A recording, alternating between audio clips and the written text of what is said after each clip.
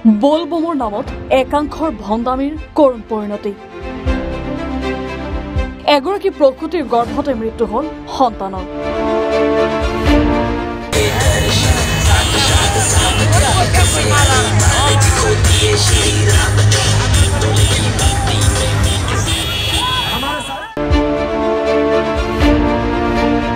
ঘটনা তিনিচুকীয়া জিলাৰ।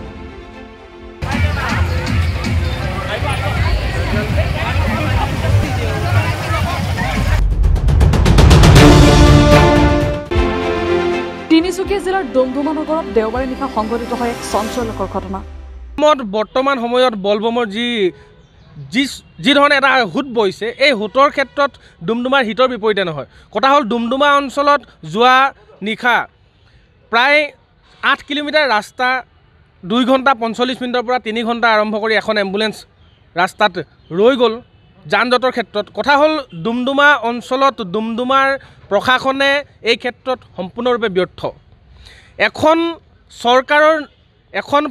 চৰকাৰৰ যি প্ৰশাসন ব্যৱস্থা আছে, এই প্ৰশাসন ব্যৱস্থাৰ ক্ষেত্ৰত অসম চৰকাৰে এনেধৰণৰ কিছুমান ৰেলী ওলোৱাৰ ক্ষেত্ৰত আমাৰ ধৰক ছাত্ৰ সন্থাই যদি কিবা ৰেলী কৰোঁ, ছাত্ৰ সন্থাৰ ৰেলীৰ ক্ষেত্ৰততো ছাত্ৰ সন্থাৰ যিমান কৰ্মী থাকে তাতকৈ বেছি পুলিচ প্ৰশাসন নিক্ষেপ কৰে।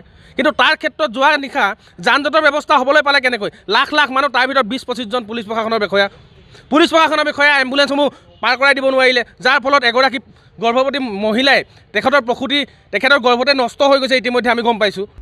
ডুমডুমাৰ সমীপৰ কৰ্দৰগুৰিৰ এগৰাকী প্ৰসূতিক লৈ ডুমডুমা FRU-লৈ আহি আছিল। কিন্তু টিপুকৰ পৰা ডুমডুমা FRU-লৈ মাত্ৰ 8 কিলোমিটাৰ পথ অতিক্ৰম কৰিবলৈ সময় লাগিছিল প্ৰায় 2 পৰা 3 ঘণ্টা। এখন ব্যক্তিগত বাহনত প্ৰসূতিগৰাকীক লৈ অহা হৈছিল। ডুমডুমা FRU-ত চিকিৎসক নথকা বুলি কৈ প্ৰসূতিগৰাকীক তিনিচুকীয়ালৈ প্ৰেৰণ কৰিব লাগিব বুলি জনোৱা হয়। কিন্তু তিনিচুকীয়ালৈ যোৱাৰ ক্ষেত্ৰত যান জঁটৰ অসুবিধাৰ বাবে ডুমডুমাৰ এখন ব্যক্তিগত চিকিৎসালয়লৈ নিয়াৰ সিদ্ধান্ত গ্ৰহণ কৰা হয়।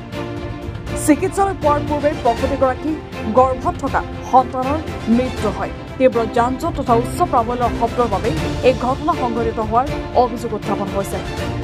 বলবমৰ ফলত সৃষ্টি হোৱা যান জঁট নিয়ন্ত্ৰণত ব্যৰ্থ তিনিচুকীয়া জিলা প্ৰশাসন।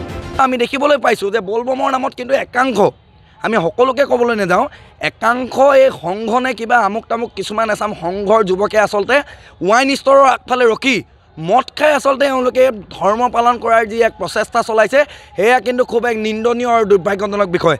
আমিও এজন সনাতন ধৰ্মৰ যুৱক হিচাপে আমি লজ্জা অনুভৱ কৰিছোঁ যে যোৱাকালি এগৰাকী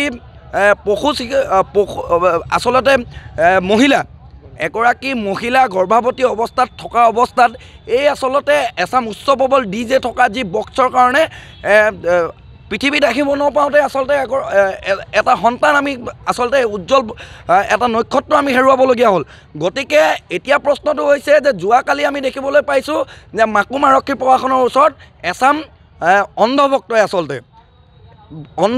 আচলতে প্ৰশাসনৰ ওপৰত আচলতে শিলগুটি নিক্ষেপ কৰা দেখিবলৈ পাইছোঁ। এতিয়া প্ৰশ্নটো হৈছে যে এই সময়ত আমি ক'ব বিচাৰিছোঁ আচলতে এই ভক্তসকলৰ হাতৰ পৰা, একাংশ ভক্তসকলৰ হাতৰ পৰা যদি প্ৰশাসনেই বাচি নগ'ল, তেতিয়াহ'লে সাধাৰণ জনগণে যে এইসকলৰ পৰা বাচি নাযাব, সেয়া কিন্তু আমি কোনো কাৰণতে নয় কৰিব নোৱাৰোঁ। এই ঘটনাৰ ওপৰত ডুমডুমাৰ মৰাণ ছাত্ৰ সন্থা, বীৰলাচি থানা, চুতীয়া ছাত্ৰ সন্থাৰ লগতে বিভিন্ন দল সংগঠনে প্ৰতিক্ৰিয়া প্ৰকাশ কৰিছে। অন্যহাতে মাকুমত আৰক্ষীৰ ওপৰত একাংশ উদণ্ড যুৱকে শিলগুটি নিক্ষেপ কৰাৰ ঘটনা সংঘটিত হৈছে। আৰু তিনিচুকীয়াৰ প্ৰসূতিৰ গৰ্ভত সন্তান মৃত্যু হোৱা ঘটনা সন্দৰ্ভত মৰাণ ছাত্ৰ সন্থা, বীৰলাচি থানা, চুতীয়া ছাত্ৰ সন্থাই প্ৰতিক্ৰিয়া প্ৰকাশ কৰি কি মন্তব্য প্ৰকাশ কৰিছে সেয়া আপোনালোকক শুনাই লৈছোঁ। টিপুকৰ পৰা ডুমডুমা চিকিৎসালয় পোৱাৰলৈকে প্ৰায় 2 ঘণ্টা 3 ঘণ্টা সময় লাগিল। এটা অত্যন্ত উচ্চ স্তৰত যোৱাকালি বলবমৰ নামত অত্যন্ত উচ্চ স্তৰত গান বাজিছে আৰু কিছুমানে ভণ্ডামী আচলতে ভক্তসকলৰ বাদ দি অন্যান্যসকলে ইয়াত আচলতে নচা পৰিলক্ষিত হৈছে। তেওঁলোকে উচ্চ প্ৰাবল্য গান বজাইছে, যাৰ কাৰণে আচলতে প্ৰসূতিগৰাকীৰ গৰ্ভতে সন্তানটোৰ মৃত্যু হ'ব লগা কথাটো অত্যন্ত দুখ প্ৰকাশ কৰিছোঁ আৰু আমি এইটো অত্যন্ত ক্ষোভিত হৈছোঁ।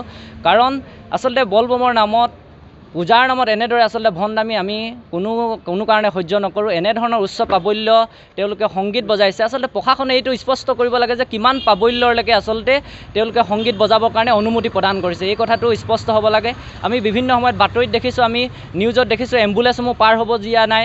আমি আমাৰ সতীৰ্থসকলে আমি 2 বজালৈকে আমি এম্বুলেঞ্চসমূহ ডুমডুমা দলঙৰ সিপাৰলৈকে আমি পাৰ কৰাই দিছোঁ, আমি নিজেই পাৰ কৰাই দিছোঁ। গতিকে তেনেধৰণৰ ঘটনাসমূহ আমি কালি বলবমত আমি দেখিছোঁ। তাৰ লগে লগে ইয়াত দুটা কথা স্পষ্ট হৈছে।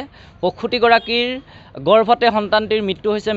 মেডিকেল পোৱাৰ আগতেই যিখন ডুমডুমাৰ PJ ডেকা নাৰ্ছিং হোম তাৰ পোৱাৰ আগতে আচলতে প্ৰসূতিগৰাকীৰ মৃত্যু হৈছে, গৰ্ভত সন্তানটিৰ মৃত্যু হৈছে, নৱজাতকৰ মৃত্যু হৈছে। ডুমডুমাৰ পৰা ৰঞ্জিত চেত্ৰীৰ প্ৰতিবেদন, এনি ভাৰত 24।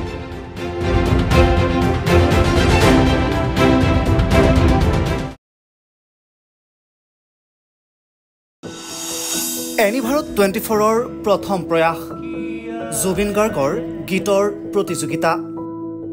জুবিনৰ গানে কি আনে।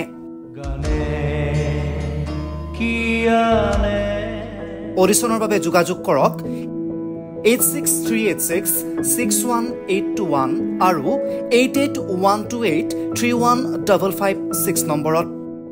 এনি ভাৰত 24 উদ্যোগত এটা নতুন সংগীতৰ প্ৰতিযোগিতা আয়োজন কৰা হৈছে, য'ত মোৰ গানৰ প্ৰতিযোগিতা হ'ব। আপোনালোকে তাত প্ৰতিযোগী হিচাপে আহিবলৈ পাৰিব আৰু মোৰ ফালৰ পৰা আন্তৰিক শুভকামনা জনাইছোঁ। আৰু অনুষ্ঠানটোৰ নাম হৈছে গানে কি আনে। সকলোকে মৰম জনাইছোঁ, সকলোৱে আহক, ইয়াত অংশগ্ৰহণ কৰক। Thank you very much. Love you. নমস্কাৰ, মই কুমাৰ ভৱেশ। এনি ভাৰত 24-এ এটা ৰিয়েলিটি শ্ব'ৰ আয়োজন কৰিছে আৰু এই শ্ব'টিৰ নাম হ'ল জুবিনৰ গানে কি আনে। এনি ভাৰত 24লৈ মোৰ শুভকামনা থাকিল আৰু আপোনালোকক অনুৰোধ জনাইছোঁ এই অনুষ্ঠানটিলৈ আহক আৰু সহযোগিতা আগবঢ়াওক। ধন্যবাদ।